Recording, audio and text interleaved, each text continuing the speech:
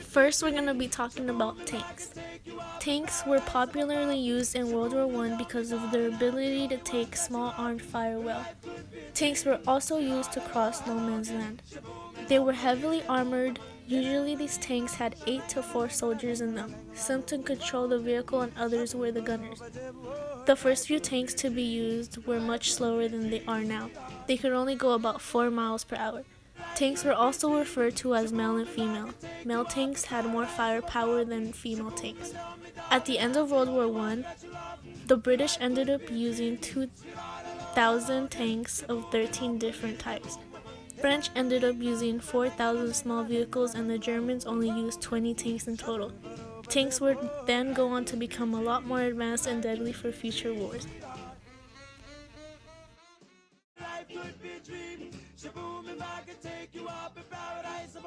Next, we're going to be talking about poison gas.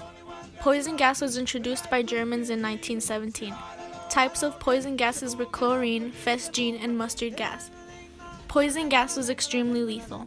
Many soldiers were actually terrified of using this poison gas because it was highly toxic and painful. Poison gas blistered the skin, eyes, and lungs. These gases could irritate your lungs and cause you to lose your breath and end up killing you to death. Sometimes when soldiers would throw the gas, it would backfire because of the strong winds causing them to screw themselves over. For protection, soldiers and animals would have to wear gas masks.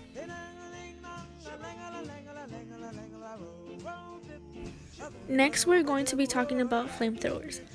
Flamethrowers were invented on February 26, 1915 by Germans. Flamethrowers were used to launch burning fuel at the enemy. The flamethrower, like poison gas, was an extremely terrifying weapon to use.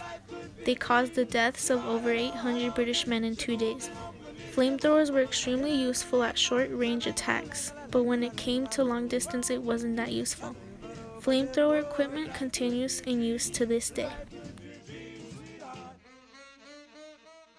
Fourth on our list, we're going to be talking about pilotless drones. Pilotless drones were invented in 1917. They were the first pilotless bombs to ever be used in war. These drones were great for war because they would kill up to 3,000 people only using one bomb, and no soldier would have to die by working a drone. During the war, pilotless drones would hit a target at a range of 40 miles. They could also set a time and place of where specifically they wanted to bomb.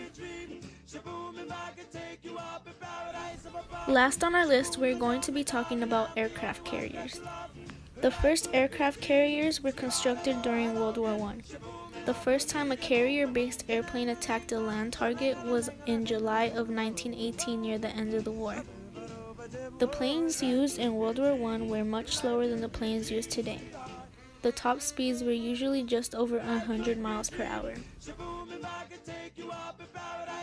Thank you for watching my video. I hope you guys learned something new. Goodbye.